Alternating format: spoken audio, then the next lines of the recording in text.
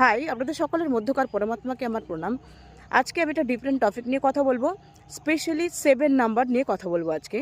যদি আপনার মোবাইল নাম্বারে মাল্টিপল 7 থাকে, মানে 3 টাইমস বা তার বেশি, তাহলে কিন্তু আপনার লাইফকে কিভাবে ইম্প্যাক্ট ফেলতে পারে। অনেকে সারপ্রাইজড হবেন, ভাববেন যে এটা কখনো পসিবল। Yes, possible. আপনার লাইফের সাথে যেই নাম্বারগুলো জুড়ে আছে সেগুলো আপনার লাইফে কোনো না কোনোভাবে ইম্প্যাক্ট ফেলছে। স্পেশালি 7 নাম্বার, যেটা হচ্ছে কেতুর নাম্বার। এই কেতুর নাম্বার কেতু কিন্তু ডিটাচমেন্ট নিয়ে আসে।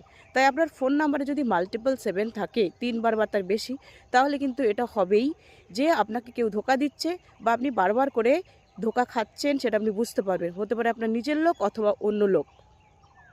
আর কি আপনার সোশ্যাল লাইফকে হ্যাম্পার করবে। আপনার লোকের সাথে কথা বলতে ভালো লাগবে না, সোশ্যাল গ্যাদারিং আপনার পছন্দ হবে না। আস্তে আস্তে আপনার মনে হবে যে আমি একা থাকি, ওটাই আপনার কিন্তু ভালো লাগবে।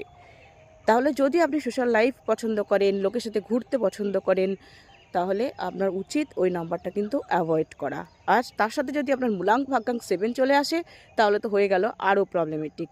তাই আর যদি আপনি অকাল সায়েন্সের সাথে যুক্ত থাকেন, মানে আপনি হতে পারেন নিউমেরোলজিস্ট বা অ্যাস্ট্রোলজিস্ট, আপনি ইউজ করতে পারেন। আদারওয়াইজ মাল্টিপল 7 ফোন নাম্বারে থাকলে ভীষণ রকমভাবে অ্যাভয়েড করা উচিত।